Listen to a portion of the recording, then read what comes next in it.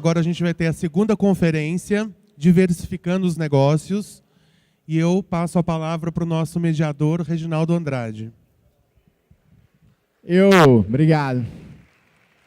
Eu nem precisava apresentar, né? Mas eu gosto de apresentar ele, porque eu tenho aprendido a conhecer Rodrigo. Rodrigo é uma pessoa generosa, uma pessoa de um carinho que vai tratar você como seu melhor amigo te trata, mesmo sem te conhecer. E quando você conhecer, você vai ver que isso é dele, espontâneo.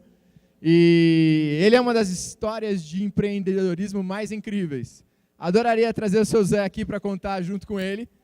Infelizmente isso não é tão fácil, mas ele vai contar. E o mais legal é que qualquer cara tem que contar a história dele num capítulo que eu chamo do site Cozinhe para Quem Você Ama.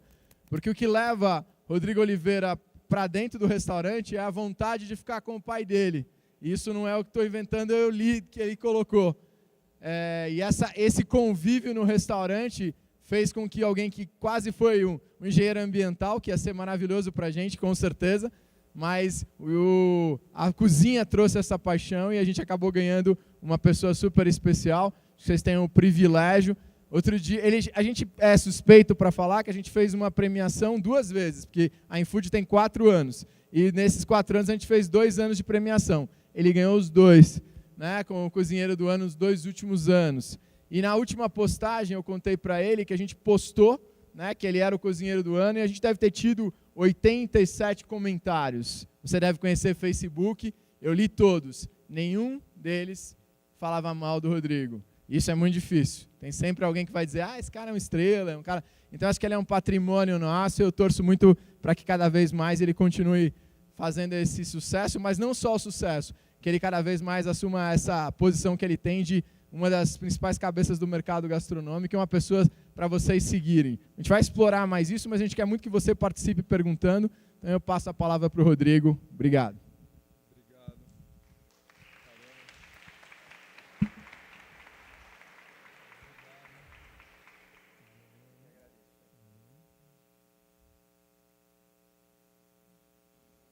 Alô? Você vê que eu sou melhor com o cooktop do que com esses acessórios aqui. Bem, boa tarde. Caramba, acho que não está funcionando ainda, que ninguém respondeu quase. Boa tarde. Funcionou. Obrigado. Obrigado pelo convite honroso, obrigado pela mediação aqui. Tenho certeza que vai enriquecer nossa conversa. Eu não vou chamar de aula, porque se fosse uma aula, estava um dos professores como o Vitor aqui, conhecido já de longa data, já cozinhamos juntos, me acolheu super bem, com um grupo de alunos tremendo aqui. Então, obrigado pelo carinho, por estarem aqui, ouvindo um pouco da nossa história. Tomara que, de alguma forma, seja inspiradora, e acredito que alguns de vocês vão se reconhecer em alguns momentos aí dessa trajetória. Vendo amigos por aí, tudo bem? Bem, vou começar contando um pouquinho do que é o Mocotó. Agora uma pergunta, quem já foi ao Mocotó?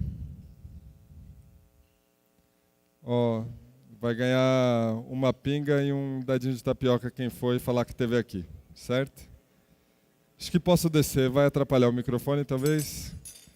Muito bem. Pouca gente foi ao Mocotó ainda, faço o convite para ir conhecer o Mocotó e a Vila Medeiros. O Mocotó é um restaurante sertanejo, fundado pelos meus pais, retirantes nordestinos, lá do sertão de Pernambuco, no sertão da cidade, numa das beiradas de São Paulo, um bairro de classe trabalhadora. Quem já foi lá sabe que não é perto, mas tem lugares que são mais longe, por exemplo, o Amapá, Roraima, é bem mais longe que Vila Medeiros, então tem gente que vai.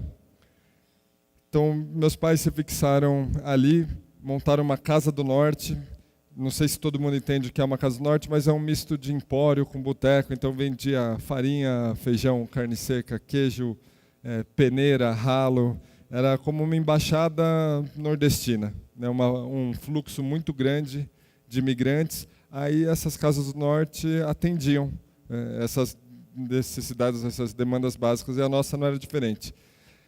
O que a gente vê aqui, essa fachada, já é de 79. Mocotó fundada em 73 como uma casa do norte. Em 79 vira um botequinho. Uma das nossas primeiras cozinhas. Quando começamos, éramos eu, meu pai, mais 3 pessoas. Para dizer o mínimo da nossa estrutura, de maneira bastante gentil, delicada, era precária. Era uma cozinha precária, o nosso equipamento era, na maioria, uma mistura de coisas domésticas com coisas de segunda mão. Por exemplo, na nossa cozinha não tinha coifa. Você vê que tem uma coifa aí, isso já é a era moderna do restaurante. Já houve algumas reformas depois, mas, por exemplo, a gente tinha 8 fogões, que era o único equipamento de cocção que existia ali. Não tinha fritadeira, não tinha forno, era só fogão. Cada fogão tinha 2 botijões. Então imagina o quão insalubre, o quão desafiador era cozinhar ali. Mas a gente cozinhava. E desde sempre o Mocotó, à sua maneira, né, dentro do seu universo, foi um sucesso. Porque tinha alma. E a alma é esse sujeito aí, grisalho, seu José Almeida, meu pai. Quem já esteve lá e teve a oportunidade de conhecê-lo, sabe que é um grande personagem. Sertanejo, bruto, mas muito correto, e com um tino empreendedor tremendo. Então imagina, veio sem nada para cá, inclusive sem estudo.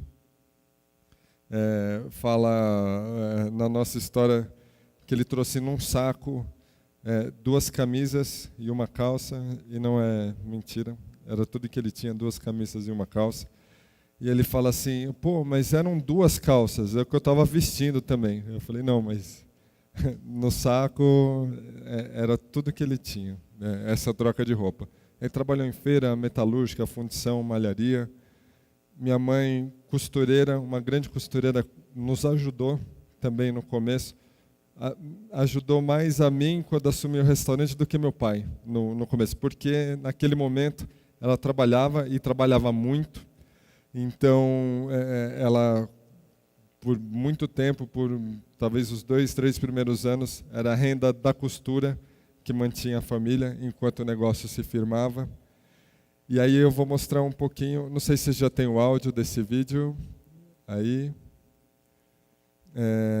de um documentário muito bonito feito pela Discovery, com o apoio da Comgás, que conta a nossa história ao longo de 4 capítulos. Eu separei 3 deles para a gente ver aqui. Não sei se tem o áudio, por favor. Deixa eu...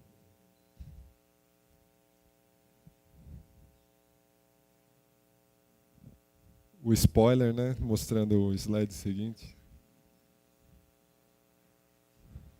Cuidado para não aparecer nenhuma coisa imprópria.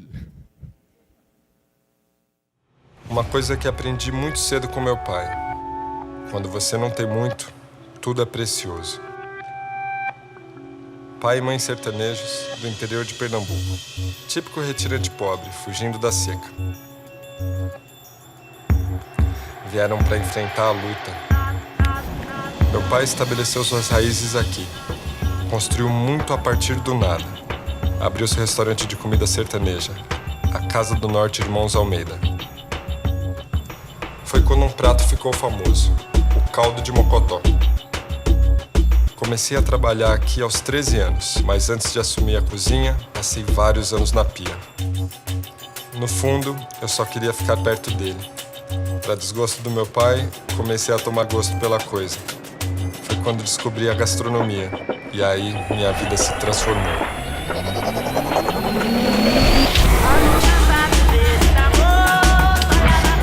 A barriga de porco, um ingrediente tão barato, quase sempre desprezado. Um pedaço de carne perfeito. Tem o colágeno da pele, gordura entremeada entre a carne magra em camadas perfeitamente complementares. Eu olhava para aquilo e pensava, se a gente conseguisse um jeito de tirar o melhor dessas partes, estaria perto do torresmo perfeito. Foi aí que a frase do meu pai fez ainda mais sentido. Quando você não tem muito, tudo é precioso, principalmente na cozinha. A gastronomia me fez descobrir que a cozinha do sertão tinha tudo que era preciso para se tornar grande. Com muito esforço e após muitos embates com meu pai, eu transformei essa casa. Mudei uma coisa só, tudo, menos a essência, e ajudei a levar o sertão para o mundo. Meu nome é Rodrigo Oliveira, chefe do restaurante Mocotó, e eu sou um transformador incansável. Muito bem. Mais um convite para quem ainda não foi lá.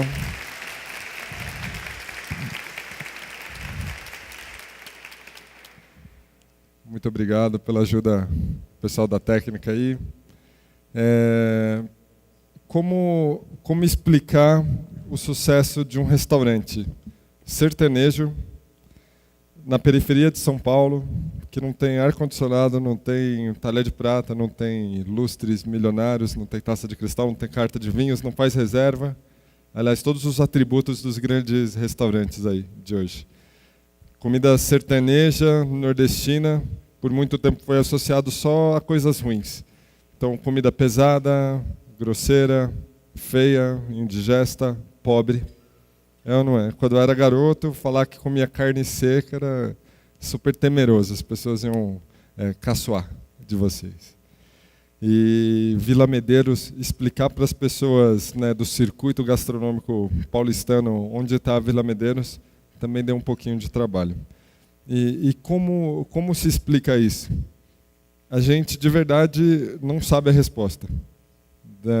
A gente tem algumas convicções, tem muita intuição, muitas pistas do que é o segredo do sucesso do Mocotó. E é isso que eu vou mostrar aqui, o que a gente, ao longo desses 45 anos, que se completam esse ano, né, fundado em 73, esse ano comemoraremos 45 anos de Mocotó e 80 anos de vida do meu pai. Também estão convidados para a festa. 12 de agosto. Talvez um jeito de entender o Mocotó é um restaurante de comida brasileira, certo? De comida nordestina, mas mais especificamente de comida sertaneja, né? Porque fala da história e da origem da nossa família. Aliás, era a única coisa que a gente tinha propriedade para falar, era de sertão. Por isso que as pessoas perguntam sempre, mas por que um restaurante de comida sertaneja na Vila Medeiros? Porque éramos sertanejos vivendo na Vila Medeiros, então era a única coisa possível. A gente não ia montar um sushi, né? Uma temaqueria. E algo que define o Mocotó, mais do que falar das suas especialidades ou da sua localização, está ali. Inclusividade com excelência. Inclusividade é fácil de entender, né? A gente fala muito hoje de exclusividade. E essa palavra já está cansada, já está datada. O conceito de exclusividade, ele pode ter alguma sensação de glamour, mas ele é perverso, porque você está excluindo alguém, né? Se você está dentro, então tudo bem. Mas e se você está fora?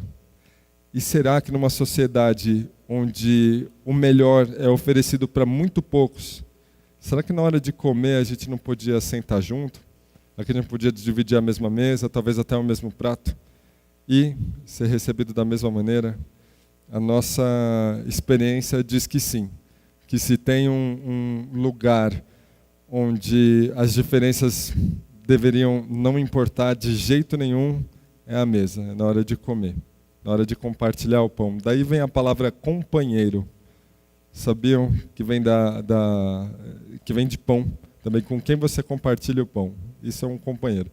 Então, lá no Mocotó você vê o dono do banco, o motoboy, o mecânico do bairro, o artista da TV, o chefe 3 estrelas da Europa, e todo mundo junto e misturado e dividindo espaço no balcão. E essas pessoas não se encontram com frequência, né? Não é comum você ver o Pedro Moreira Salles com o seu Manuel, dono do açougue. E por que eles ficam à vontade um com o outro? Porque são tratados da mesma maneira. Para nós não importa, se o Fernando Henrique Cardoso chega lá e ele é um dos caras que mais vai lá, ele espera na fila. Espera. No cantinho, tomando uma pinguinha, mas espera, como os outros. Tratar todos da mesma maneira. Não criar um lugar barato. Esse é outro mantra lá. a relação de custo-benefício tem que ser sempre positiva, mas a sensação de barato, e pensa que na comida a gente está sempre procurando a pechincha, né? Você vê lá tomate de R$5, vê o tomate de R$8, parece que o tomate por custar R$5, ele tem uma qualidade a mais. Mas há de se investigar, não é? Porque as coisas boas têm seu custo.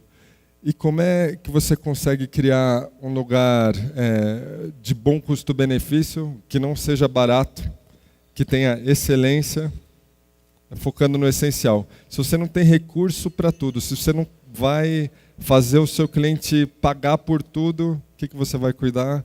Cuidar do que é mais importante, do que é essencial. O que é o mais importante no restaurante? Quem vai dizer? Valendo um ponto a mais na disciplina do chefe Vitor, na média do semestre.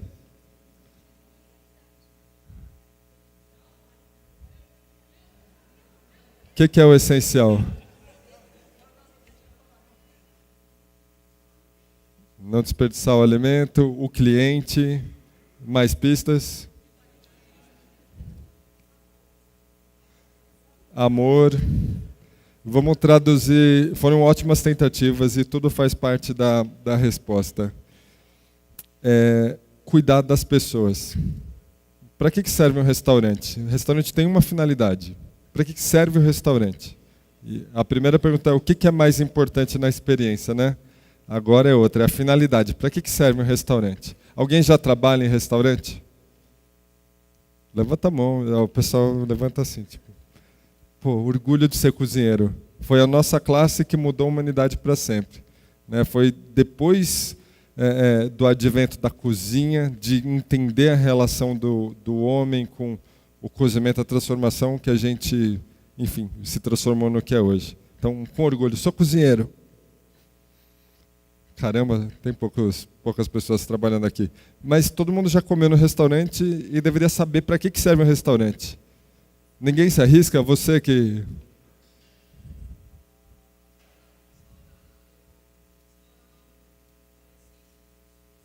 Puta merda, você vai ganhar 2 pontos. Demais, desculpa o palavrão, gente. Ó, anota o nome dele aí, Vitor. Zóio, demais, cara. Parabéns. Para restaurar, o restaurante serve para uma coisa, para fazer as pessoas melhores. Para que elas saiam do restaurante melhor do que entraram. Simples assim. É simples, mas não é tão fácil, não é? É para restaurar. Daí vem a palavra restaurante. Né? Quando você nutre essas pessoas, você está fazendo elas fisiologicamente melhores, está restaurando essas pessoas. Mas se você conseguir ir um pouco além, você vai tocar o emocional delas. Né? Você vai cuidar dessas pessoas, elas vão se sentir acolhidas e vão sair melhor também no nível além do fisiológico da matéria. Se você for mais bem sucedido ainda, você pode provocar essas pessoas a pensar, a questionar no nível intelectual. Então você transforma as pessoas de muitas maneiras. Então é para isso que serve o restaurante, para fazer as pessoas melhores. Não é uma missão pequena, não é? E desde sempre a gente é guiado por estética. Né? A gente analisa o alimento, olha tudo. Por exemplo, há milhares e milhares de anos, quando você analisa os potes e cerâmicas feitos por populações muito, muito antigas, eles são super adornados. São pintados, tem detalhes, tem muito tempo investido ali. E por quê? Ele vai armazenar melhor o alimento por ter uma florzinha ou um motivo ali desenhado? Sim ou não? Não. Na prática vai funcionar igual. Mas por que a gente gasta tempo pintando, e desde primitivamente, pintando o corpo, adornando utensílios, o lugar onde a gente vive? Porque ver coisas bonitas faz bem. Faz muito bem. Então a gente precisa, independente do nível de restaurante que você faz, pode ser um 3 estrelas que cobra R$1.000 uma refeição, e essa é a realidade do mercado. Se você vai comer num restaurante de altíssimo nível, você gasta R$1.000 por pessoa, né? Se juntar um menu degustação, mais o vinho, mais toda a coisa, R$1.000. bastante, não é? E você precisa entregar muita coisa de volta, certo? Mas independente do nível, você tem que fazer bonito. Não importa se seja um caminhão na rua, num restaurante como o Mocotó super popular, você tem dentro do seu contexto que fazer bonito. Isso sem dúvida é um dos fatores primordiais de se distinguir do que é comum. E, professor, acho que não vai me deixar mentir, você tem que fazer bem, bonito, todo dia. Constância é fundamental para o cozinheiro, para um negócio, para o restaurante, para o aluno, né, para a instituição. Imagina, você vem um dia, tem uma aula boa, tem outro dia, tem uma aula ruim, tem um dia o professor está barbeado, outro dia está sem tomar banho. Cobram isso de vocês, não cobram? Quantos alunos tem aqui? Quem é aluno, levanta a mão, de gastronomia. Agora tem bastante. Muito bem. Então, fazer bem todo dia. Parece, enfim, um desafio grande demais, muito difícil de conseguir, mas é o mínimo. A gente tem que fazer o máximo todo dia. E inovar. A gente costuma dizer no restaurante que cada vez que levanta as portas, que começa um serviço, está começando um restaurante diferente. Porque, imagina assim, você faz todo dia a mesma coisa. Você tem que, no mínimo, fazer melhor. Se hoje a gente tem mais recursos, mais conhecimento, mais gana para cozinhar, a gente tem que, no mínimo, fazer melhor. Hoje, mais que nunca, a gente almoça falando do jantar. Você está, enfim, com um casal no balcão ali, servindo o almoço. Ele está falando de uma viagem que fez para a França, do cachorro-quente que tem ali no centro, que é maravilhoso, que não sei o quê. E os programas de chefes na TV, putz, cada emissora tem o seu, livros, revistas. Putz, a gente só fala de comida, né? E a gente tem que aproveitar essa energia, toda essa atenção para fazer as coisas evoluírem. E eu vou falar mais sobre isso depois desse vídeo. Eu não acredito muito em criatividade espontânea. Eu acredito na criatividade como um trabalho conduzido. Tem método, tem objetivo. É preciso manter a mente serena para controlar o caos. Quando você está descendo a montanha de bike a 70 km por hora, você não está pensando em problema. É isso que me desconecta, que limpa a minha mente. Quanto melhor você está, mais você entrega. E eu compartilho essa energia com quem está ao meu redor. Criatividade também é pensar em novos métodos de trabalho, de organização. O processo criativo se expressa de muitas formas. Uma ideia nova pode surgir na cozinha, no sonho ou até no banho. E quando você se dá conta, está transformando a gastronomia.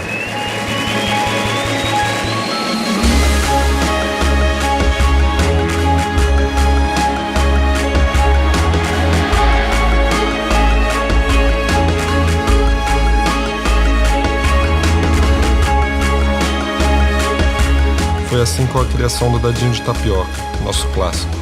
São 3 ingredientes do dia a dia que combinei de um jeito novo. A partir do teste de uma antiga receita, criei um processo que era muito mais simples e mais gostoso. E deu no que deu. Um prato típico da Vila Medeiros que agora está em todo o país, em vários lugares do mundo. Porque a tradição nada mais é do que a inovação que deu certo. E novas tradições podem ser criadas o tempo todo. Dadinho de tapioca.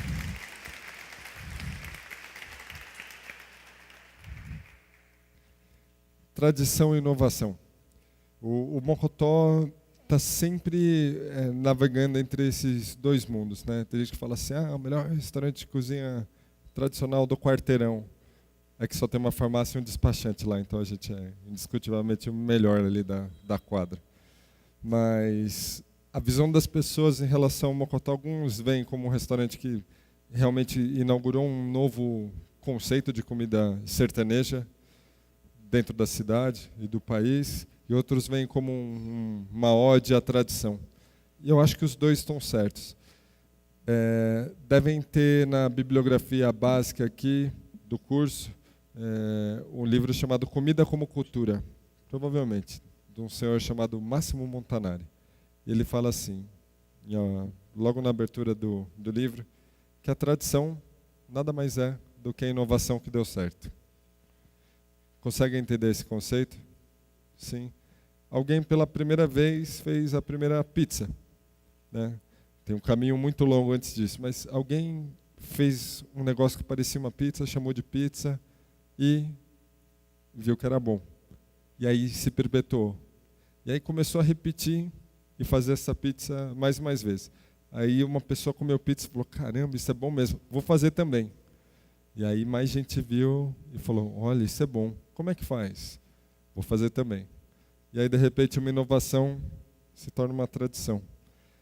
E há algum tempo esse ritmo era constante, sempre constante, só que moderado. Hoje as coisas estão mais dinâmicas ou mais lentas? Mais dinâmicas, né? Da noite para o dia você cria uma nova moda, uma nova tendência, tem um surgimento de alguma coisa viral assim, não é? Então as tradições, as novas tradições são criadas o tempo todo. E um chefe de San Sebastián, na Espanha, um cara chamado Andoni Andúriz. Quem já ouviu falar de um restaurante chamado Mugaritz?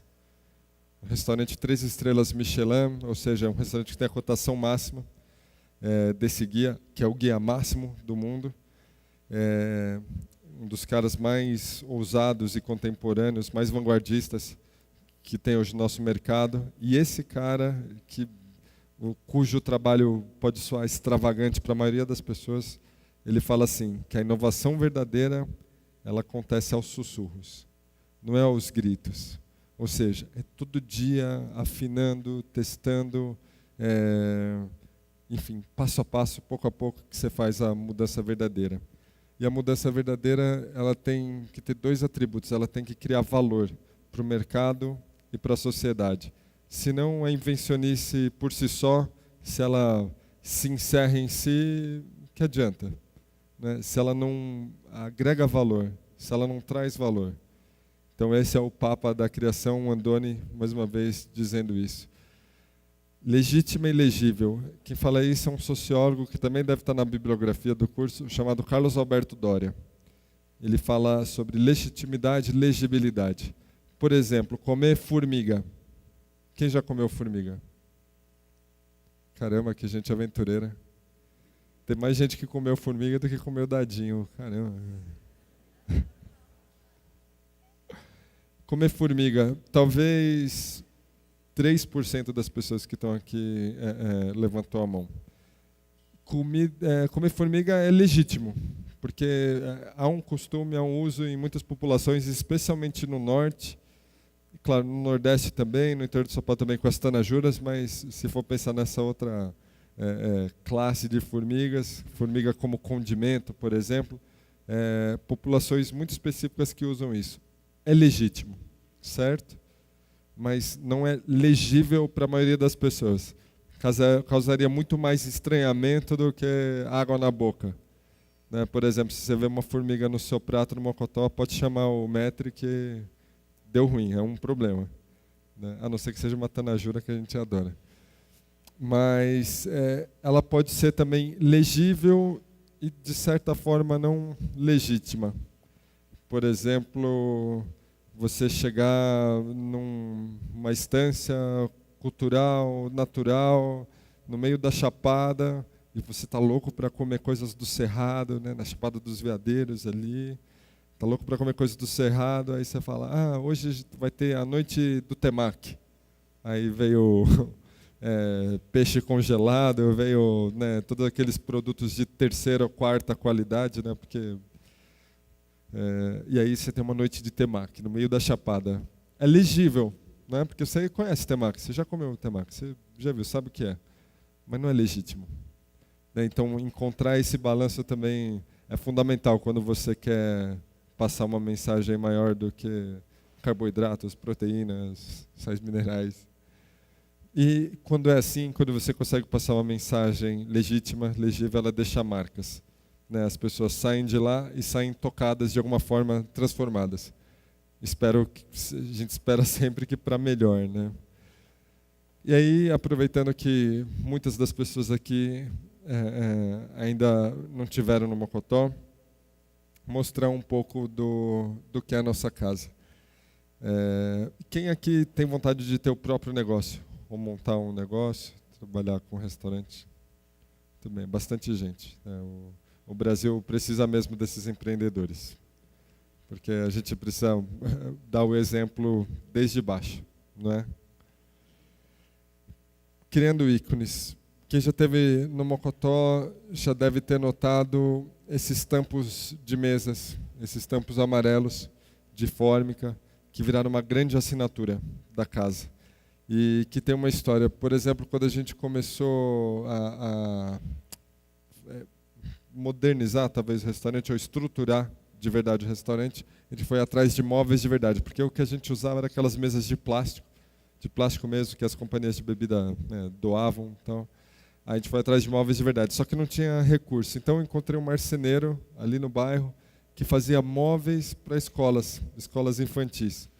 E aí fomos lá, desenhamos as mesas e tal. Aí falou, e que cor você quer? Eu falei, mesa de madeira, cor de madeira. Eu falei, não, é que não é madeira de verdade, né? É um compensado, você precisa colocar uma fórmica em cima. Eu falei, que cor tem? Ele falou, tem azul, rosa e amarelo.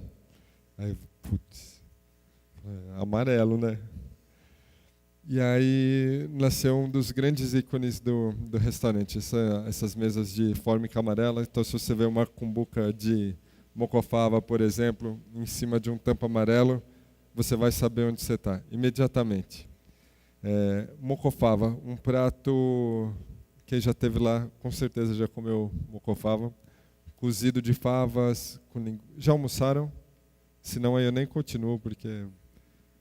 Bem, o cozido de fava, com linguiça, carne seca, bacon, servido com caldo de mocotó, um caldo muito rico, cheio de colágeno, o primeiro prato da casa, que a gente serve há 45 anos. Então, numa cumbuca, né, na forma mais primitiva de cozinhar, talvez, né, que é um ensopado, um cozido, a gente tem uma dinâmica tremenda. O que é um prato com dinâmica? Como que a gente acredita que isso funciona? A cada colherada você tem uma relação diferente com o prato. Então, primeiro talvez você vai provar só o caldo e perceber que tem cominho, coentro, tem um quê de defumado, tem as carnes curadas, você fala, uau, um monte de ervas frescas.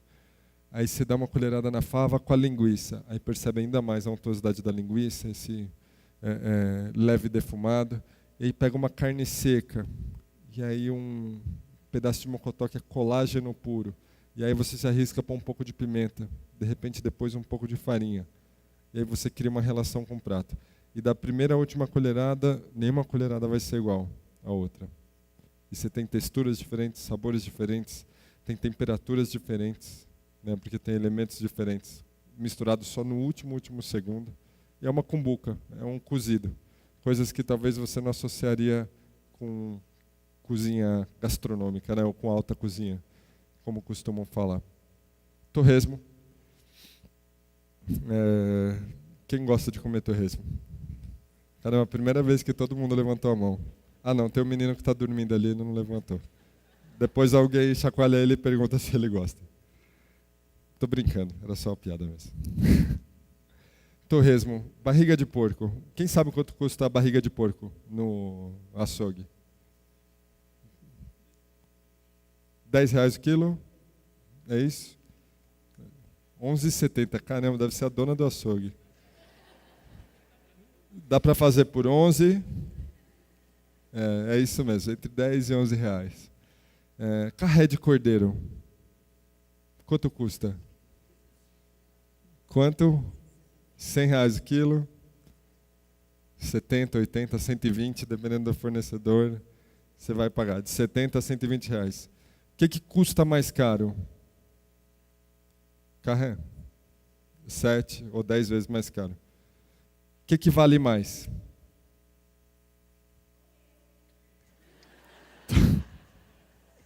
Torresmo, eu também acho, eu concordo. Para mim, torresmo é mais valioso, porque que outro corte vai ser tão rico, tão perfeito, com colágeno, gordura, carne magra, carnes de texturas diferentes? Por que cordeiro é mais caro? Dentre outros motivos, um deles é porque é muito mais fácil. Sal, pimenta, uma ervinha, talvez um dentinho de alho ali na frigideira, selou rapidinho, descansou, dependendo do tamanho, passa no forno uns minutinhos, certo, chefe? Mais ou menos assim. Cortou, serviu, só. E para você transformar a barriga de porco, por exemplo, num torresmo, o nosso demora 20 horas para ficar pronto. 12 horas de marinada, 4 a 5 horas na defumadora, depois descansa, resfria, corta, frita, separa toda a pele com uma faquinha delicadamente para não apartar, frita em 2 temperaturas, primeiro a 150 graus, numa fritadeira que a gente desenvolveu só para isso, digital, com extrema precisão, por 5, 6 minutos, depois a 190 graus para ela pururucar. E aí você tem um torresmo contraditório, porque tem uma carne que é macia, suculenta, que escorre na boca, e uma pele que é crocante, que estala, e você tem tudo junto, com limãozinho, uma cerveja, uma caipirinha. E é torresmo, é barriga de porco, um ingrediente, só um ingrediente. Um ingrediente com mais 20 e tantas horas de trabalho em cima. E por isso que eu acho que vale mais uma barriga de porco do que o carré de cordeiro. Dadinho de tapioca. Aproveitando, eu vou pedir ajuda aqui. Vem aqui. Você mesma. Tudo bem.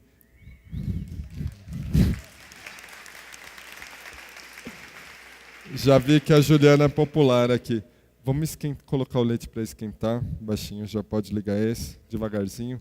E trazer aquela placa de dadinho. Desculpa, não vai dar para servir para tanta gente, né?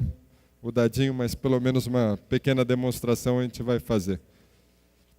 Sabe qual é o dadinho? Aquela lá que a gente vai cortar aqui? Sim. A gente vai tentar manter em 170 aqui, e aqui a gente vai ferver o leite. Muito bem. Vamos ter que demonstrar uma receita aqui. Ainda bem, né? Porque eu sou cozinheiro, é muito mais fácil falar cozinhando do que falar bem de mãos vazias. Dadinho de tapioca, quem já comeu? Caramba, acho que 10 vezes mais pessoas comeram dadinho de tapioca do que o número de pessoas que já foi ao Mocotó. Então, comeram dadinho de tapioca em outro lugar, certo? Vila Medeiros, aí é nós. Eu sei. A gente tem o maior orgulho de perceber que uma receita criada na Vila Medeiros, ou seja, um prato típico da quebrada, que tem 10 anos mais ou menos, hoje você encontra em todo o Brasil. Em todo o Brasil, em qualquer lugar. Nos buffets de casamento, nos bares, nos restaurantes, nos botequinhos, as pessoas em casa fazendo, em qualquer lugar. E também em muitos lugares do mundo. A gente já recebeu mensagens de todos os continentes, sem exceção. Se for no Museu de Arte Moderna de São Francisco, na Califórnia, você vai encontrar dadinho. Se for no Le Dauphin, em Paris, vai encontrar dadinho. Se for no Rome, na Espanha, encontra dadinho. No Rebelote, em Milão, na Itália, vai encontrar dadinho. É demais, são 10 anos. 10 anos, é muito rápido. E aí você pensa, mas e os pratos clássicos da cozinha brasileira? Vamos pensar em alguns recentes mesmo. De trás para frente. Brigadeiro. Alguém já foi numa festa que não tenha brigadeiro? Uma festa de aniversário sem brigadeiro? Se foi, era uma festa ruim, né? Porque se a festa não tiver brigadeiro, puta, que decepção, não é? Quanto tempo tem essa receita? Tem em todo lugar. E se você for no norte, tem, no nordeste, tem, no sudeste, tem. Quanto tempo tem essa receita? Tem 50 anos. 50 e poucos anos, não é? Da década de 60? 60, 70 anos, é isso? Escondidinho. Escondidinho você encontra em qualquer lugar, né? Provavelmente a gente já fez em casa escondidinho também, já comeu. Tem 30, 40 anos. Dadinho de tapioca, 10 anos. E dali a pouco, uma receita clássica vai se tornar clássica em 1 ano, 2 anos. É muito dinâmico. Mas o que uma receita precisa ter para se tornar um clássico? O que uma inovação precisa ter para se tornar uma tradição? Acessível? Com certeza. Legítima, legível? Precisa agregar valor, não é? Você pode misturar ingredientes muito simples, muito baratos, tapioca, leite, queijo de coalho, você agrega valor. Por exemplo, o custo de uma porção de dadinhos está menor que R$2, sem dúvida, e você vende por R$20. Isso é agregação de valor, né? Ela é legítima e legível, como falei, e ela é versátil. Ela se adapta ao seu contexto, porque Vila Medeiros é diferente de São Sebastião, por exemplo, que é diferente de Milão, que é diferente de Recife, que é diferente de Belém, e você encontra dadinho em todo lugar. E por que tem dadinho em todo lugar? Porque ele se adapta. Leite, você tem em todo lugar. Tapioca é um item fácil de conseguir, mesmo que você está na Europa ou nos Estados Unidos, sei lá, você consegue tapioca. E queijo, todo lugar tem queijo. Se você não tem queijo de coalho, você vai usar um queijo de característica semelhante e vai fazer. Se você, por exemplo, a gente usa pimenta do reino branca. Se, por acaso, você não gosta de pimenta do reino branca, você pode não usar, ou usar a sua especiaria favorita. Se quiser, você pode colocar uma erva na mistura. Você pode fazer uma mistura de queijos. E aí você faz a sua receita de dadinhos. Tiago Castanho, um grande amigo do extraordinário restaurante Remanso do Bosco lá em Belém, ele faz um dadinho com queijo do Marajó, que eu acho muito melhor do que o nosso de queijo de coalho. E ele, porque cresceu comendo isso, come o nosso de queijo de coalho e fala, nossa, é muito melhor do que aquele queijo de lá. E ele se adapta ao seu conceito, então é versátil. É uma pena que nem todo mundo vai poder comer. Mas podem ir um dia num restaurante, né? Tá pertinho daqui 2 horas. Atolado de bode. Quem já comeu bode? Caramba, gente, tem que comer o bode. É uma das carnes mais saudáveis e mais gostosas que tem. Atolado de bode, feito com cabrito, na verdade a gente chama de bode justamente para provocar as pessoas. Um guisado de bode servido com mandioca, um monte de temperos, né? Com o nosso tempero. E que faz as pessoas terem uma outra relação com o produto. Veem que ele pode ser, e normalmente se associa a comida pesada, grosseira, indigesta, e por ignorância não se sabe que é uma das carnes mais magras e mais nutritivas de todas. Bode foi apontado pelo New York Times como a carne do século, né, os caprinos, bode, cabrito. E aí, atolado de bode, de repente ficou cult. Legal, né? Baião de 2, arroz e feijão. Arroz e feijão talvez seja a grande amálgama da culinária brasileira, porque o rico come, o pobre come, o sulista come, o nortista come, o nordestino também. Todo mundo come. Alguém não come arroz e feijão? Pode falar, gente. Ninguém, todo mundo come arroz e feijão. Baião de 2, arroz e feijão à nossa maneira. Escondidinho, um clássico que é feito à nossa maneira, e isso ajuda a criar um clássico, a criar uma marca.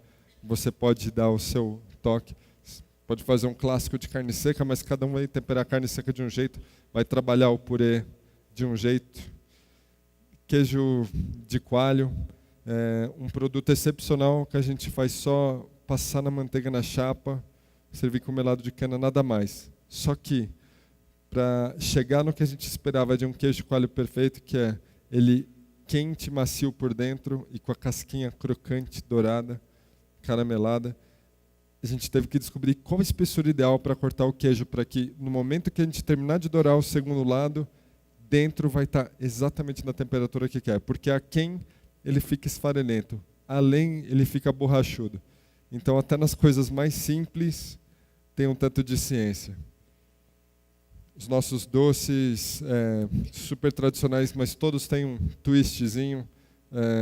o nosso doce de leite feito com burana e laranja, goiabada feita com vinho tinto do Vale do São Francisco, nosso doce de caju com cumaru, a bananada com rapadura e cravo, cocada cremosa com coco queimado castanha do Pará, o doce de mamão, que é a assinatura do meu pai, só ele faz essa receita. E, bem, sem demagogia, eu já tentei, nossos confeiteiros já tentaram, ninguém faz igual o seu Zé. Talvez seja porque ele faz sempre fumando, tomando uma pinguinha, mas como eu não fumo, eu não sei se é isso mesmo. Um dia eu vou aprender a fumar só para tentar essa receita. Sorvete de rapadura. Primeira sobremesa do restaurante. O Mocotó era um boteco, mas um boteco. Éramos eu, meu pai e mais 3 pessoas trabalhando. Pra você ter uma ideia, só tinha um banheiro, não tinha banheiro feminino, porque nenhuma mulher nunca tinha se atrevido a entrar no Mocotó. Depois a gente montou um banheiro feminino. Hoje tem, inclusive. Eram 10 mesas, o cardápio tinha 3 itens, mocotó, favada, sarapatel, nem baião de 2 tinha na época. E aí, mais ou menos, quando eu comecei a tomar conta do espaço lá, eu falei, a gente precisava de uma sobremesa, né? Porque um restaurante tem que ter uma sobremesa. Sorvete de rapadura. Rapadura era difícil até de achar, tirando do nosso meio, né, das casas do norte, achar rapadura era uma dificuldade. E aí, quando a gente falava que tinha sorvete de rapadura, o pessoal dava risada. Sorvete de rapadura? Eu ia pensar que vinha uma rapadura num palito, para você lamber, não sei o que era. Mas demoraram a acreditar. E a gente faz até hoje a nossa sobremesa mais pedida, um sorvete artesanal. A base tem nata, coalhada, melado de cana, e a gente serve com uma calda de catuaba. Inclusive, já salvou vários casamentos. Se alguém estiver precisando, tira e queda.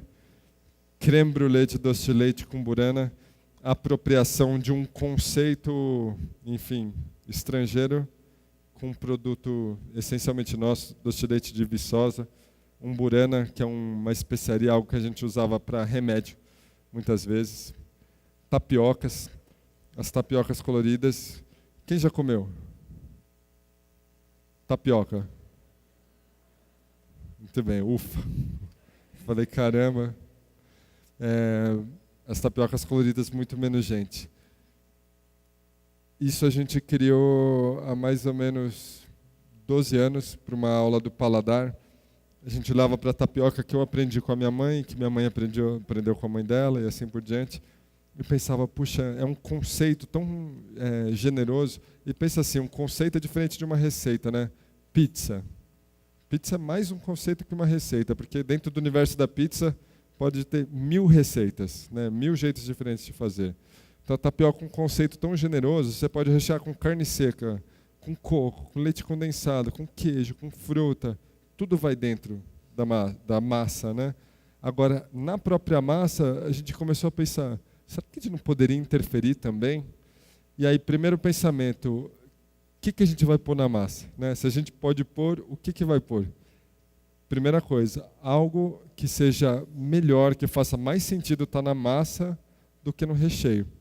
Porque senão ia ser só apelativo. Imagina, colocar leite condensado na massa. Pô, mas é só pôr ali dentro, né?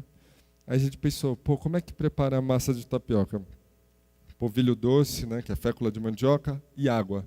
O que é muito parecido com água? Chá.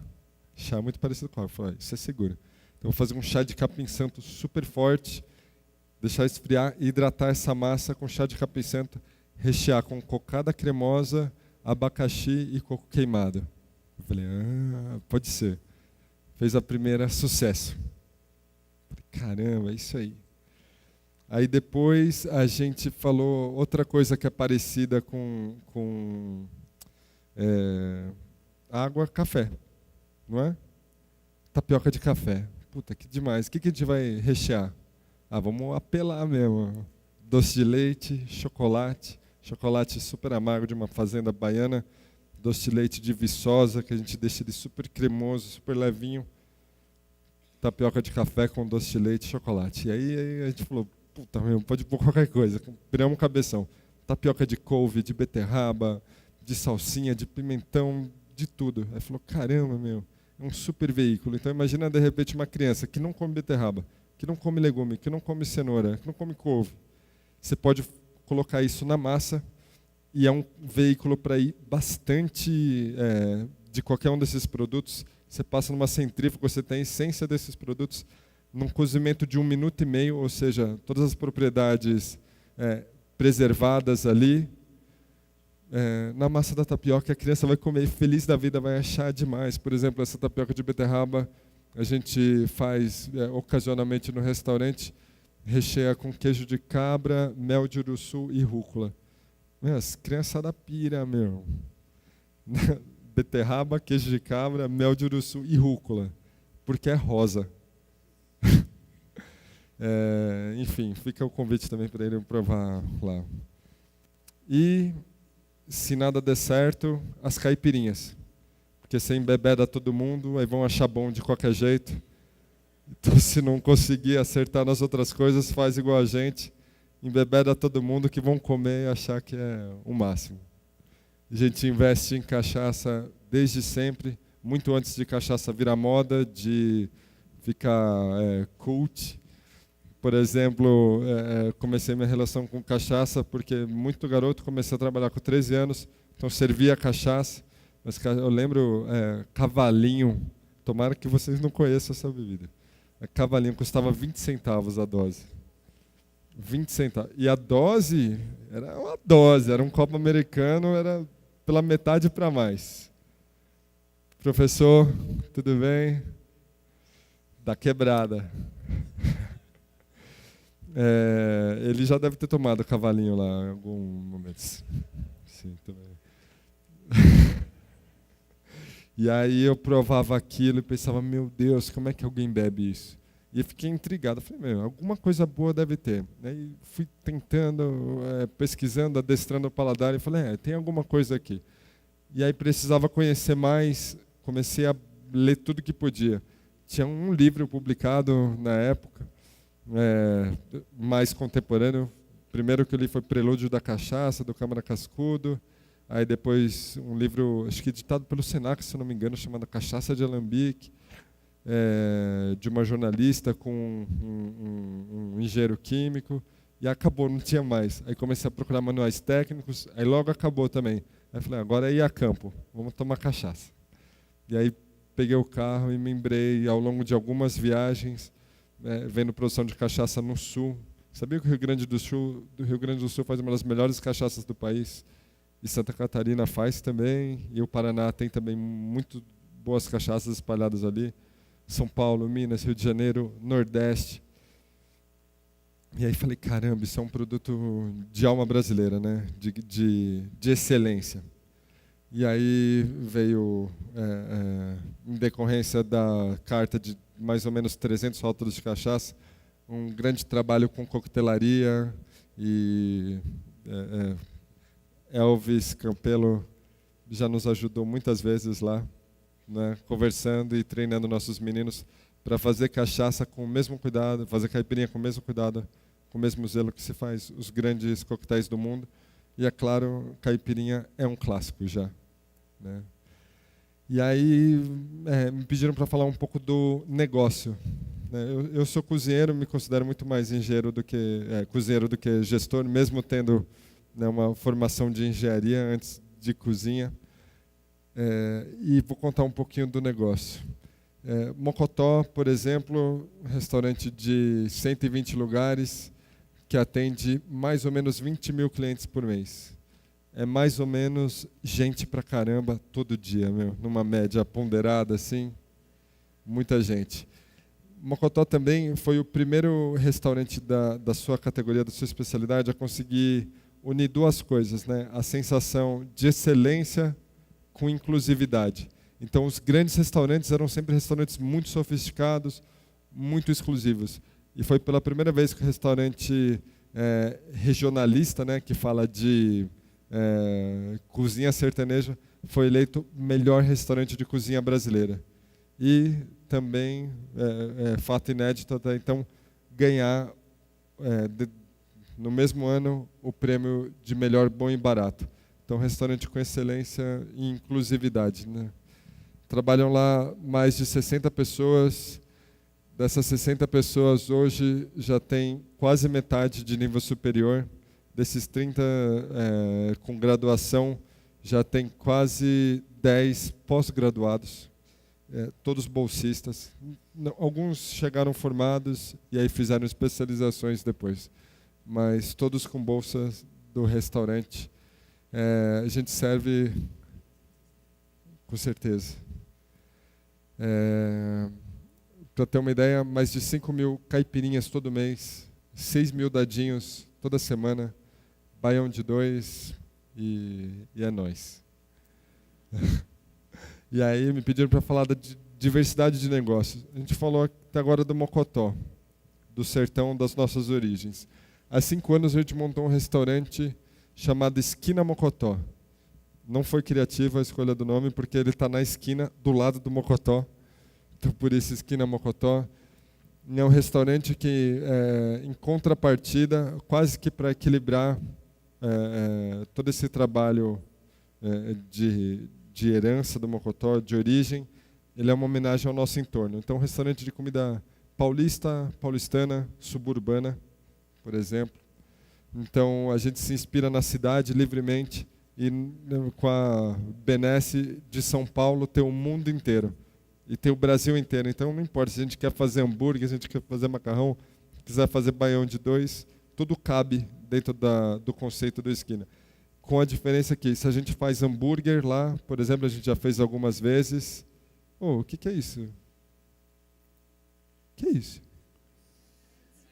Dadinho de tapioca? Ô, chefe. Tudo bem. Trouxemos dadinho de tapioca lá da Vila Medeiros para vocês, que os alunos estão fritando com o maior carinho.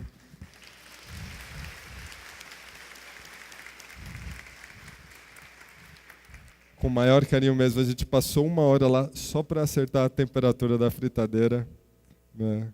Vão ganhar dadinho, com molhinho de pimenta. Vai chegar para todo mundo aí.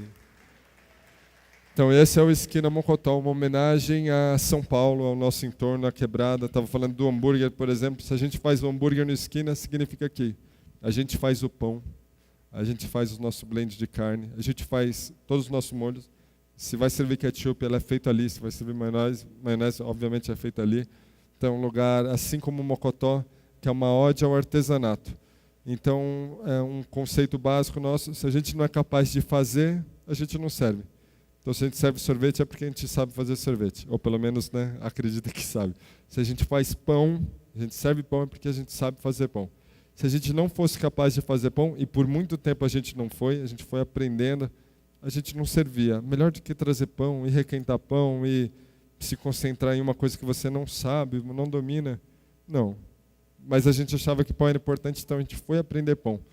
Levou só 8 anos para a gente servir um pão que a gente realmente se orgulhava. Foi até que rápido, né? E eu saí da faculdade achando que sabia fazer pão. Mas, na verdade, a universidade, o curso vai te dar todas as ferramentas, as principais ferramentas, as mais importantes ferramentas para você aprender. E aprender, você vai aprender até o último dia da sua vida. Né? E daí, então, 5 anos depois, balaio. Dentro do Instituto Moreira Salles, na Avenida Paulista. Instituto Moreira Salles, um lugar extraordinário, um prédio belíssimo, construído para abrigar a arte. E a arte ainda defendendo inclusividade e excelência. Então, toda a visitação gratuita, um prédio que por si só, arquitetonicamente, já é uma joia, uma obra de arte. E o Balaio é o restaurante do Instituto, que fica no térreo. A gente tem um café no 5º andar, que é onde você entra no Instituto.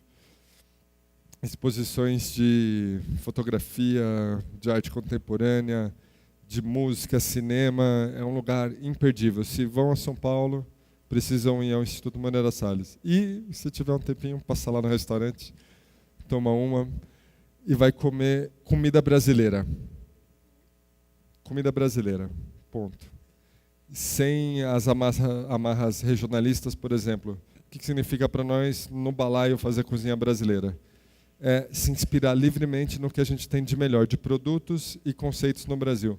Significa o quê? Não é que você vai comer um prato que é mineiro, um prato que é baiano, um prato que é pernambucano, um prato que é nortista, um prato que é sulista, não. Você vai comer um prato que você vai imediatamente reconhecer como um prato com gosto de Brasil, mas que não necessariamente vai remeter a um lugar ou outro. Um dos nossos pratos mais pedidos, talvez um dos pratos que ganhou notoriedade mais rapidamente, um restaurante que tem só 8 meses, já foi premiado como melhor estreia do ano, como um dos melhores restaurantes de cozinha brasileira da cidade, já em 8 meses. E talvez pelo fato de, assim como nas outras casas, falar de inclusividade, de artesanato, e de também, em cada uma delas, propor algo novo. E o novo para a gente o Brasil ele é permeável, né? A gente só começa a entender Norte, Nordeste, Centro-Oeste dessa maneira muito recentemente. Né? Antigamente, por isso que quando a gente falava do Nordeste, falava como Norte, e do Sudeste falava como Sul. Então a gente acha que, por exemplo, como quando a gente faz uma moqueca, a gente tem uma moqueca vegana, feita com caju, banana da terra, pupunha, e tem fava verde, ora pronobis, que é mais coentro, caju desidratado também, que a gente faz na casa, que dá uma super textura.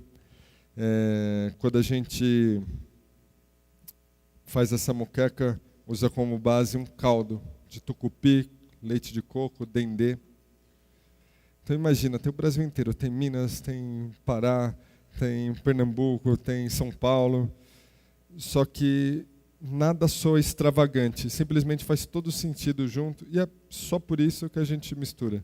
Não é misturar por misturar, não é pela diversidade, não, é que de sentir a falta de untuosidade, veio leite de coco, sentir a falta de umami, veio o tucupi, porque é uma moqueca vegana. E aí a gente cria textura, cria mastigação, caju, queria também uma acidez num outro nível, uma acidez acética, nossa conserva de pupunha que a gente faz na casa. E a gente é um prato vegano, precisava de um aporte nutricional proteico, fava verde, ora pronobis. Então as coisas têm sua razão de ser. E aí você prova, simplesmente tem gosto de Brasil, e tem gosto da paulista, tem gosto do balaio. Essa é um pouco da abordagem do balaio. O Esquina Mocotó, há 3 anos, ganhou uma estrela Michelin. Primeiro, se a gente contasse há 3 anos que um restaurante na Vila Medeiros ganharia uma estrela num guia como esse, ia parecer uma piada. Eu mesmo ia julgar fantástico demais para parecer sério. E a verdade, a premiação aconteceu essa semana e o Esquina Mocotó, pelo 3º ano, recebe a estrela. Balaio ganhou o prêmio de melhor novo restaurante com 4 meses de vida. O Mocotó Café, que é um modelo que a gente está formatando ainda, no mercado de Pinheiros, como um pequeno quiosque ali, um sucesso tremendo, atende um lugar de 10, 12 metros quadrados, atende 600 pessoas por dia. E aí o Mocotó Café num formato um pouco maior dentro do Shopping D, também um jeito de deixar o Mocotó ainda mais legível para mais gente. E a gente falou há pouco se um restaurante podia melhorar uma pessoa. Acho que todo mundo concorda que sim. Né? Restaurar e, de certa forma, também fazê-la evoluir. E o nosso pensamento foi além disso. Será que um restaurante pode restaurar uma comunidade? Será que um restaurante tem essa força? A gente acredita que sim. Poucos negócios são tão interconectados e dependem de uma cadeia tão grande e tão diversa quanto o restaurante. Pouquíssimos. São tantos fornecedores, só de hortifruti a gente tem 12. De frigoríficos são 8 ou mais. Prestadores de serviço e de laticínios. A gente tem no Esquina, nosso contador fez a contagem, um recadastramento. Mês passado a gente tem 167 fornecedores e prestadores de serviço num restaurante de 60 lugares. E num restaurante também vai todo mundo. Então ele tem uma força tremenda. A gente acredita sim que ele pode restaurar uma comunidade. E a gente tem um projeto num terreno subutilizado na frente do restaurante, um projeto com a assinatura de um sujeito chamado Rui Otaki. um dos grandes arquitetos de todos os tempos do Brasil. A gente está desenhando uma praça. Vila Medeiros, um dos bairros mais populosos de São Paulo, não tem nenhuma praça. Eu não estou dizendo que não tem um parque, que não tem também. Estou dizendo que não tem sequer uma praça. Podem imaginar? Quem vive em Campos do Jordão deve achar que é banal e que, né, uma praça deve ter em todo lugar. Mas na Vila Medeiros não tem nenhuma praça. E a gente quer, com a força do restaurante, unir um time de parceiros como Comgás, Santander. Bem, tem outros, não posso falar. A gente está juntando um time de peso para construir a primeira praça da Vila Medeiros, num terreno muito pequeno para uma praça, de 1.000 metros quadrados. Então a gente vai construir uma praça vertical, com acessibilidade 100%, com espaço para crianças, para adolescentes, para terceira idade, um lugar com um paisagismo tremendo, com arte, e eu tenho certeza que a gente vai conseguir. Eu cresci Mais num um lugar sem vídeo. muitos horizontes, um lugar montanhoso, sem vista para a cidade grande.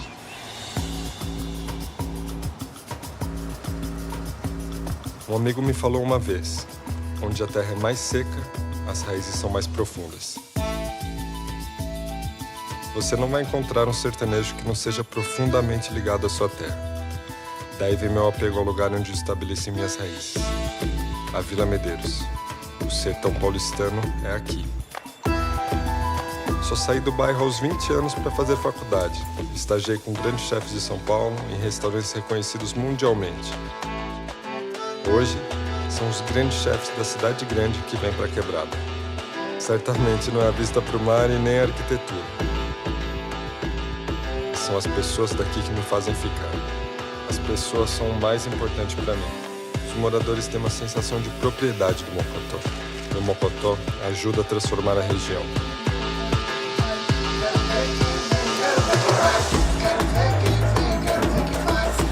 Eu acreditei no meu lugar e o Mocotó colocou a Vila Medeiros na rota gastronômica de São Paulo, ao lado de outros bairros badalados.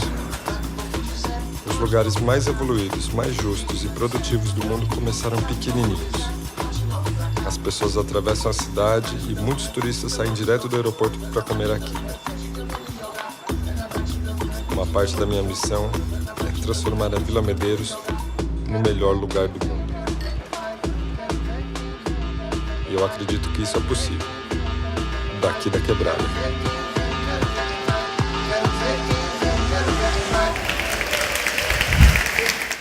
Obrigado. Muito obrigado pela atenção, pela participação. Vou agora fazer duas coisas. Primeiro, fazer a única coisa que eu sei fazer razoavelmente bem, que é cozinhar.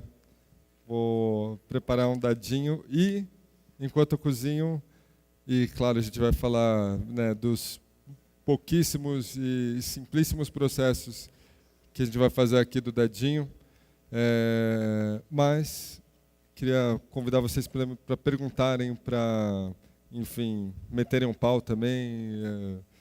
Pode falar. Já tem ali. Pode questionar, discordar, enfim. Acho que o professor vai conduzindo aí a nossa conversa e eu vou conduzir o fogão aqui. Rodrigo, muito prazer, Jean Carvalho, terceiro dia de cozinha profissional de novo. E a pergunta que eu fiz para os últimos convidados, qual foi o ponto onde você entendeu que a sua missão no mundo era restaurar as pessoas? Boa pergunta, obrigado. Curiosamente, não faz tanto tempo.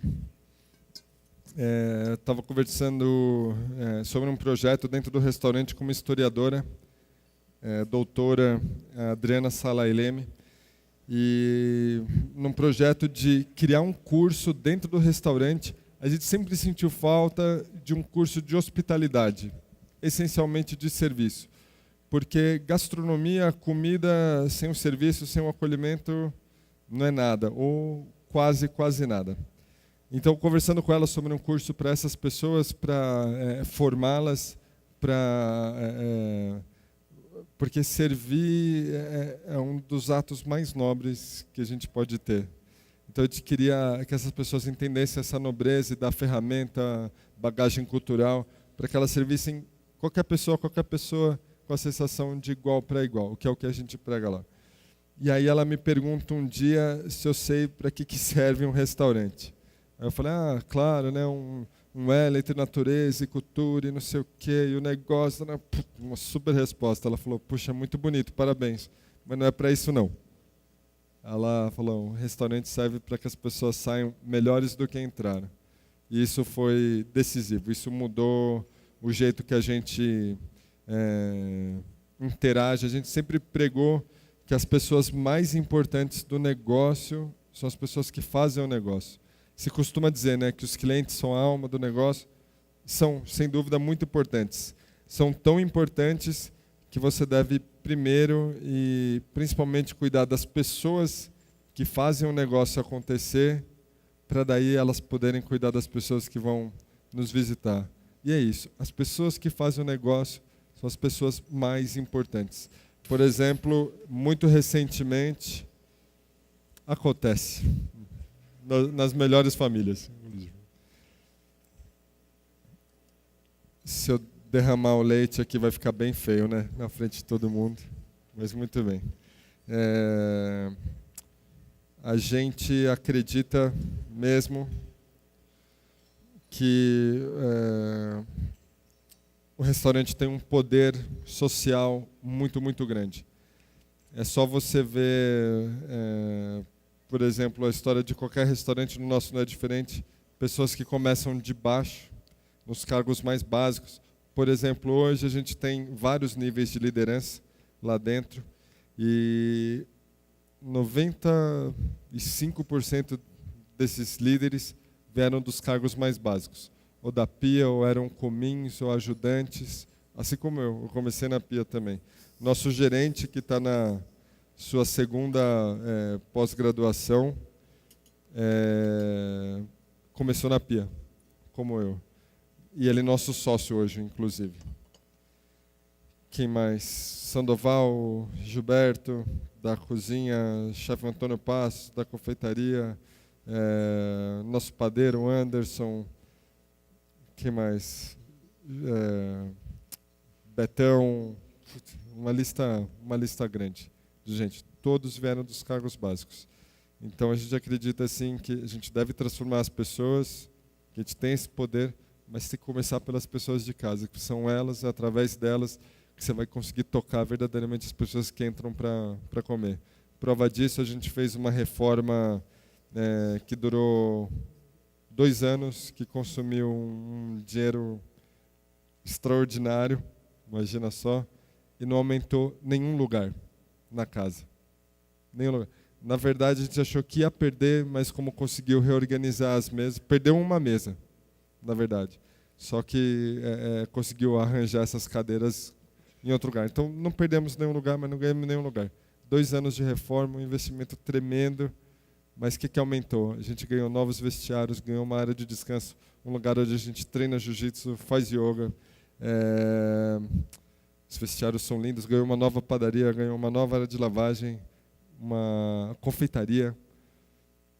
Ou seja, a gente investiu nas pessoas que estavam ali. E, obviamente, quem vai comer se beneficia também, muito mais do que ter 10 lugares a mais ou 20 lugares a mais. Muito mais. Então é isso. Dadinho de tapioca, rapidamente. Tapioca granulada, queijo de coalho, leite quente, uma pitada de sal, uma pitada generosa de sal, pimenta branca. Lembra que a gente está salgando aqui não só 1 quilo de tapioca, a gente está salgando também 2 litros de leite. É uma receita que tem uma matemática muito bonita. Se diz por aí que Einstein, quando estava trabalhando em uma das suas teorias, chegou num impasse. Tinham 2 caminhos para seguir, 2 correntes para desenvolver o estudo. E aí não tinha nada claro que indicasse um caminho ou outro. E aí ele fez uma escolha. Aí questionado por quê, por que caminhar por essa fórmula e não por essa? Porque essa é mais bonita, é mais simétrica. Então o dadinho tem uma beleza matemática também. Ele é feito com uma parte de tapioca, uma parte e meia de queijo, 2 partes de leite. Simples assim. A gente mistura a tapioca com queijo de coalho, aqui o queijo de coalho já processado.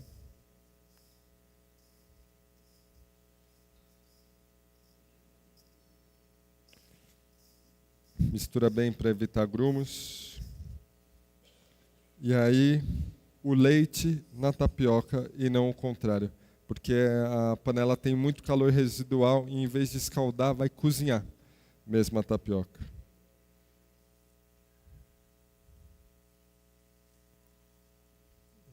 Leite quente. Desperdiçar nada, absolutamente nada.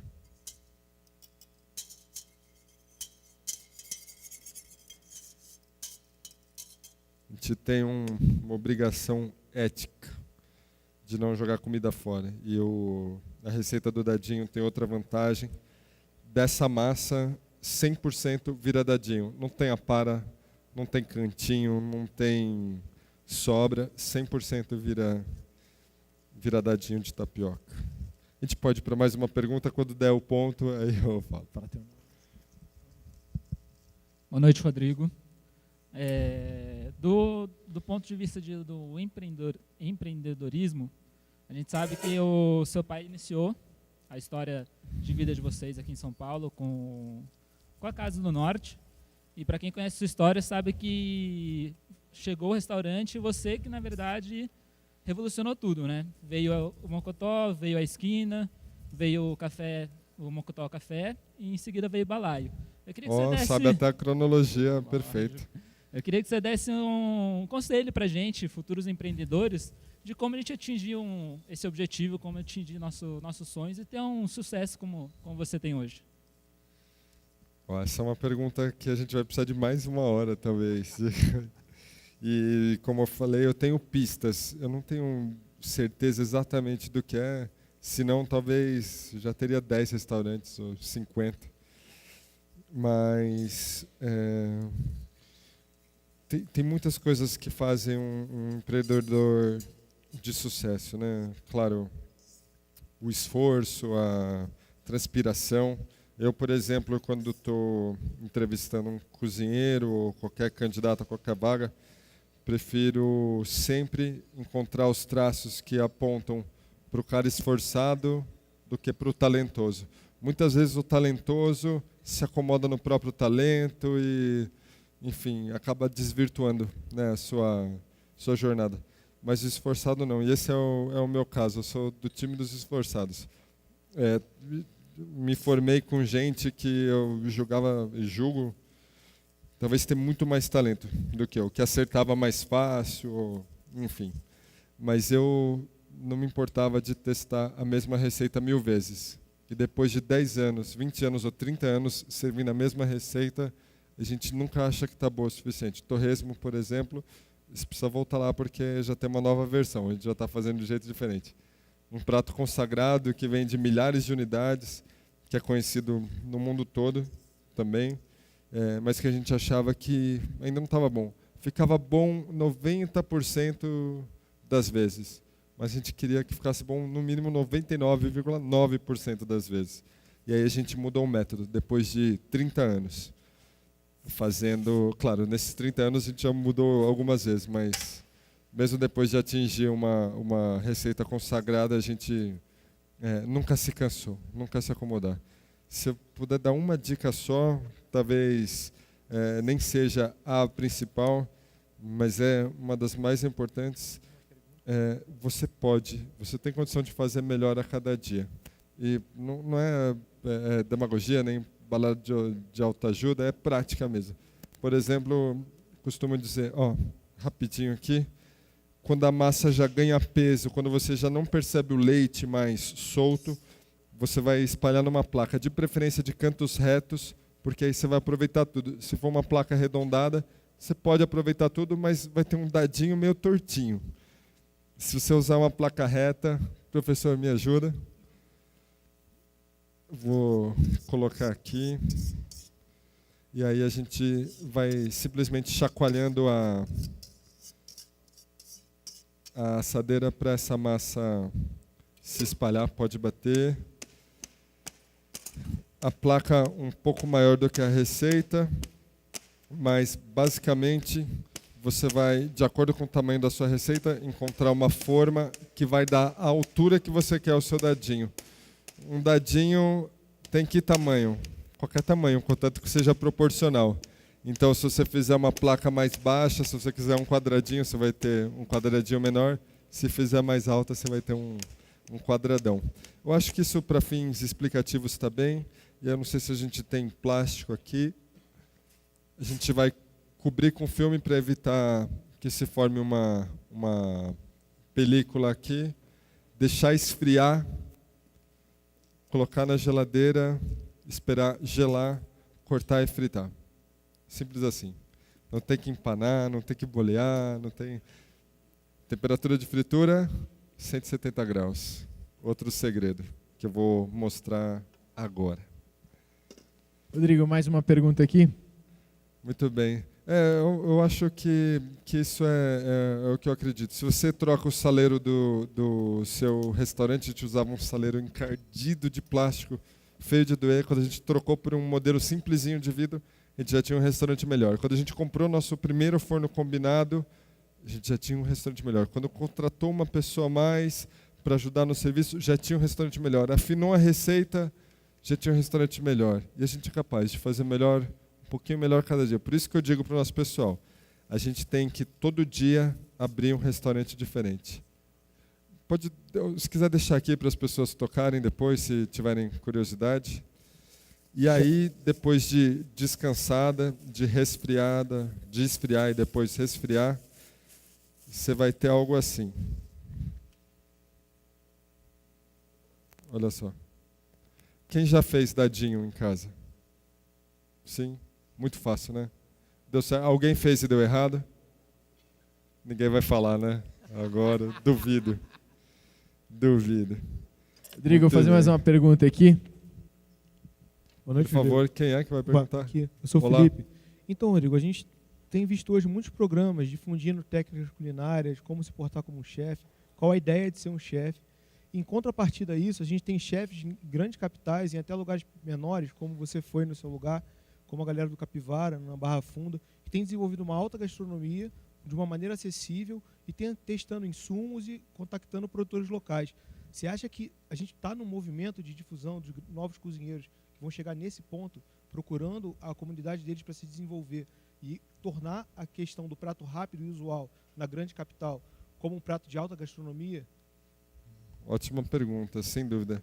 Se você estudar e prestar atenção nos cases de sucesso da gastronomia mundial, né, dos grandes polos de gastronomia do mundo, quando você pensa num país de grande tradição, reputação gastronômica, França, por exemplo, você não fala só de Paris, né? Você fala de Paris, de Lyon, de Tours, do Loire, da França inteira. Você tem riqueza na França inteira. E mais que isso, você tem diversidade. Porque diversidade é sinônimo de riqueza. Imagina só, de longe, a gente pode pensar que a cozinha francesa é uma cozinha. Não, mas cozinha francesa são muitas cozinhas. Não é? Dentro da mesma região, você pode ter sub-regiões, ou regiões menores, cada uma com a sua especialidade, cada uma com seu terroir, né, um conceito bem francês.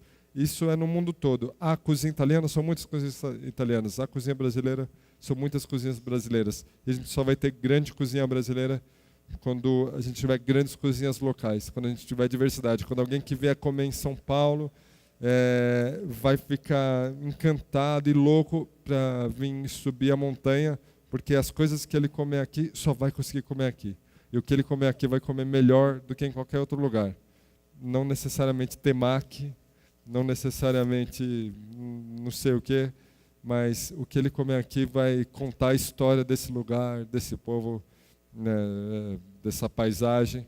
E aí sim, só aí a gente vai ter uma grande cozinha brasileira. Não por causa de São Paulo, não por causa do Rio, mas por causa do Brasil e da diversidade mesmo. Complemento rápido. Essa questão do MasterChef, como eu falei, a gente veio da Nouvelle Cuisine, criou-se uma visão de pratamento, de como se dispor a cozinha para o cliente, é a visão da arte do artesanato na cozinha. Sendo que a gente perde ela quando a gente populariza sem informação. Eu acho que esses programas têm desinformado. E um centro de formação como esse transforma um bom cozinheiro. E aí você consegue criar identidade e dentro do meio afetar isso. Você acredita que está realmente acontecendo um movimento das pessoas buscarem o conhecimento e quando eles batem de frente, mudarem a visão e o eixo sair daquele foco de tentar ser o maior ou o chefe ou criar coisas além da capacidade e voltar para a base, entender que cada ponto do aprendizado é importante para o desenvolvimento de um bom cozinheiro, de uma boa cozinha. Muito bonito. Muito bem, ainda bem que você falou, porque me deu a chance de Rodrigo, a fritar última aqui. Ô, Rodrigo, boa noite. Dá tempo para mais uma pergunta? Aqui, ó, a minha pergunta é bem rápida aqui, mas acrescendo um pouco em cima da fala do nosso colega aqui, não sei se você conhece Alain Parcer, né? E qual a sua opinião você tem a respeito dele? E se a tendência, por exemplo, do mundo é se transformar os grandes restaurantes em vegano? Eu não sei se o microfone está com problema. Professor, consegue repetir a pergunta? Ele está falando... Ó, tenta ver se você fala mais alto. Oi. Eu te perguntei se você, por acaso, conhece Alain Pasteur, que é um grande mestre francês, que migrou da cozinha, vamos dizer, convencional. O restaurante dele era à base de carnes, etc. Ele migrou 100% para vegetariano, porque ele já havia, depois de 30, 40 anos de restaurante, se desencantado da cozinha e foi buscar fornecedores na região, como ele citou aqui há pouco, né, para desenvolver novos pratos, principalmente vegano. Abriu mão das 3 estrelas Michelin que ele tinha para começar tudo de novo e reconquistar o mercado que vai dentro da linha que você disse, da tradição e da mudanças, né, das inovações. Sim. Está falando de uma guinada dessa cozinha onívora para uma cozinha voltada para o vegetal e para o jardim, como defende o Alain Passat, não é, do L'Arpège de Paris, 3 estrelas Michelin também. É um restaurante que serve carne, serve peixe, serve aves, caças também. Só que o que é pioneiro, o que é notável no trabalho dele? Ele teve a coragem, num restaurante consagrado, 3 estrelas Michelin, de colocar a proteína, que é sempre tida como, né, o centro do prato, ao lado do prato. Então a proteína não é mais protagonista do prato, que eu acho que é um caminho dos mais viáveis, dos mais prováveis. Claro, a gente pode defender uma cozinha dos vegetais, sem dúvida nenhuma. A gente já sabe hoje que, nutricionalmente falando, a gente pode ter uma dieta completa sem a dependência de proteína ou de qualquer nutriente de origem animal. É possível. Mas a gente pode também, acredito eu, em conformidade com a nossa própria natureza, usufruir de toda a natureza. Então, se a gente está pronto e preparado para comer carne, se a gente tem prazer em comer carne, a gente pode, ou talvez até deveria comer carne, porque os rebanhos bem manejados, eles fazem muito mais bem para o ambiente do que mal. Os ambientes mais pujantes, os mais ricos, eles têm grandes populações de animais, grandes populações. Então, se você vê o problema de uma área de pastagem, que é, né, visto como um deserto verde, o problema não é o animal, é o manejo. Muito pelo contrário. Há casos no mundo onde se achava que os animais estavam degradando, áreas selvagens mesmo. Os animais estavam degradando aquela área. E aí o que fizeram? Um manejo desses animais, matando uma parte, transferindo outra, para tentar salvar o ambiente. O que aconteceu? O ambiente se deteriorou num ritmo muito mais rápido. Depois de muitos anos, o que descobriram? Não haviam muitos animais. Pelo contrário, haviam poucos animais. Muito poucos animais. E essa é a diferença do bom manejo, do manejo sustentável, consciente, responsável, da indústria de commodity que se transformou na indústria da alimentação. E não estou falando só de boi, estou falando de soja, de milho, de arroz. Então, você trocar o bife por proteína de soja, você não está fazendo um bem maior ou pior. Agora sim, você comer carne responsavelmente, sabendo de onde vem, colocando ela aonde deve estar, que ao lado do prato, sabe, como coadjuvante no prato, isso sim pode ter um impacto muito grande. E com certeza o trabalho do Alain Passat, ele é pioneiro e, enfim, inspirador, porque é um cara que tinha tudo e arriscou tudo em prol de uma crença. E mais do que se associar aos produtores locais, ele construiu o próprio jardim, como ele chama, né? Que ele cultiva os próprios legumes de acordo com a necessidade, o desejo e a visão dele. Então, sem dúvida, é um caminho, uma ótima lembrança. E é algo que a gente modestamente faz também. A gente tem um pequeno jardim em cima do restaurante, onde a gente cultiva mais ou menos 20 variedades de plantas e vegetais. 20 variedades, um jardim pequeníssimo, 20 variedades. E tem uma conexão muito próxima com muitos bons fornecedores. E não pequenos fornecedores, que tem um monte de gente pequena fazendo coisas ruins, tem um monte de gente grande fazendo coisas boas. Então a gente costuma falar que a gente busca o produtor de excelência. Pequeno, médio, grande, não importa, né? O produtor de excelência. Boa pergunta, obrigado. Chefe. A gente vai ter mais uma pergunta, não? Chefe, eu queria Sim. Queria lhe fazer uma pergunta, aproveitar, para a gente talvez encerrar, depende de como você tiver de tempo. Uma coisa que a gente tem percebido na análise que a gente tem feito do mercado é que me caiu um dado outro dia, que é um dado impressionante, de o Grupo Acúrio ter 50 restaurantes pelo mundo. Talvez a gastronomia peruana tenha mais facilidade por ser exótica, por chegar, mas a gente sente falta disso no Brasil. E a gente está diante de um povo aí que vai ter uma missão pela frente grande, e é uma coisa que você faz bem, acho que você já vem fazendo. O que a gente pode dizer para esses garotos com relação à gastronomia brasileira? Como é que a gente pode dar mais proeminência para a gastronomia brasileira? Talvez até uma identidade maior. Você tem alguma coisa que te ocorre? Peru é um grande exemplo. Primeiro, realmente tem muito conteúdo, tem muita riqueza, mas tem organização, tem visão, tem metas. E ele conseguiu fazer da cozinha peruana um produto muito bom.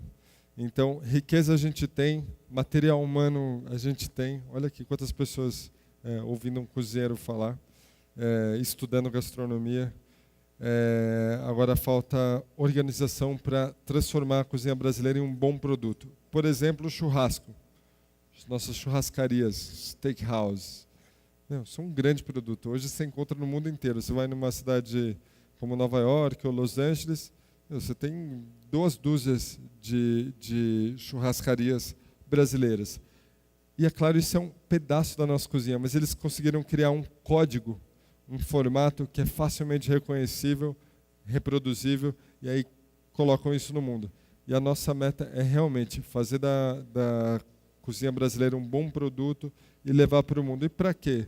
Porque isso, levar a cozinha brasileira para o mundo, promove o turismo no Brasil, promove a distribuição de riqueza, ajuda o produtor, aumenta a excelência, dá oportunidade para o brasileiro, para o talento brasileiro, ativa a indústria, não só porque é bonito, não, é porque é um mercado fundamental para uma economia como a do Brasil.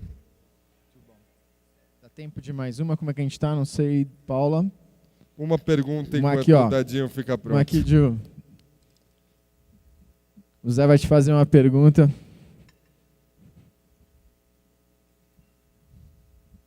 Rodrigo, boa tarde. Tudo bem, mestre? Eu queria te fazer uma pergunta. Eu lembro de te visitar aí 15 anos atrás, talvez mais, lá no Mocotó, tentando te vender tecnologias e tudo mais, e você estava naquela fase de assumir o restaurante definitivamente, seu Zé lá cuidando de tudo. Brabo. Falando nisso, manda um abraço para ele. Com certeza. E na minha palestra agora de tarde, eu mostrei uma foto com ele sentado no banquinho e uma com você na cozinha, para o pessoal sentir aqui como que é o relacionamento, né? Obrigado. E aí eu lembro de todas aquelas mudanças na introdução na tecnologia, né? Lá no Mocotó. E você conseguiu equipar o Mocotó nessa reforma toda que você fez, que foi muito legal lá. Quem não conhece, acho que não tem um dia que eu não recomendo as pessoas a fazer uma visita no Mocotó. Então vale a pena mesmo. Obrigado, 10% de comissão para cada um que for lá. E eu queria saber de você o seguinte, você pegou o Mocotó, você mostrou que não tinha nem coifa lá quando você começou, né? E depois você foi equipando nas reformas todas e hoje está super bem equipado, a gente sabe disso. E qual foi a diferença na hora de você montar o balaio em termos de tecnologia? Como é que você montou o balaio pensando em tecnologia? Muito, muito boa pergunta. Para nós, tecnologia tem dois grandes significados, né? Primeiro de tudo, qualidade. Com tecnologia, você consegue, a gente percebe isso na prática, melhores resultados, com mais segurança e constância. Isso, indiscutivelmente. Você faz melhor, a gente lida com material muito delicado. Então, você faz melhor, com mais segurança, ou seja, respeitando o produto, por exemplo, usar um forno combinado, um ultracongelador, uma embaladora a vácuo e armazenar esses equipamentos, esses produtos no equipamento com temperatura constante, confiável, no mínimo é mais seguro, mas com certeza também interfere na qualidade e na constância. Outra coisa que é imprescindível para quem busca eficiência é a tecnologia.